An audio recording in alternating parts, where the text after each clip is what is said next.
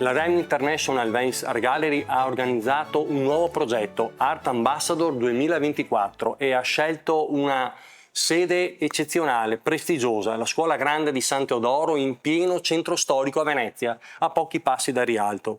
Quindi una mostra, un'esposizione veramente intrigante. Sono presenti moltissimi artisti provenienti dalle più svariate parti del mondo e tra le più svariate parti del mondo abbiamo appunto le opere di Maria Kiss, artista proveniente dalla Romania, anzi nello specifico dalla Transilvania, terra che suscita subito strani pensieri.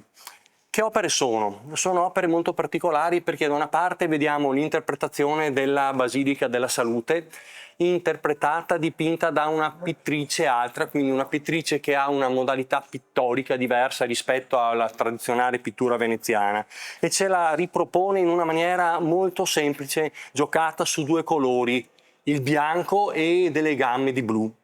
Quindi una visione non turistica ma di amore verso la bellezza, in particolar modo di questa stupenda città.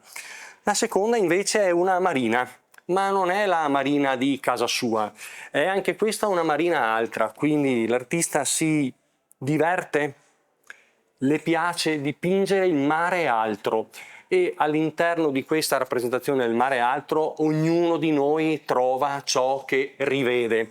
E anche l'artista trova ciò che rivede. Sappiamo benissimo che il soggetto della marina è sempre molto simbolico, non è solamente realistico. Ciò che si vede è sì il mare, sì la sabbia, sì gli scogli, ma è anche molto di più. È un soggetto totalmente traslato che profuma di romantico nel senso vero del termine, perché sono nascoste le emozioni, le sensazioni di piacevolezza che l'artista ha provato nel momento in cui ha colto questo soggetto. Quindi due opere di piacere e due opere di emozione che l'artista ha voluto regalarci e che è possibile osservare all'interno di questa prestigiosa kermesse.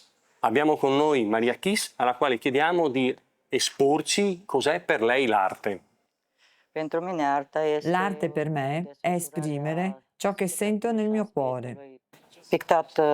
Nel corso degli anni ho usato molte tecniche e colori e adesso uso i colori che nascono dal mio cuore. Questo blu, che è presente sia nel mare che anche nello sfondo della Basilica della Salute, nasconde un progetto? Quest'opera fa parte di un progetto molto ampio che si chiama Storia senza frontiere, perché la storia deve unire tutti i popoli.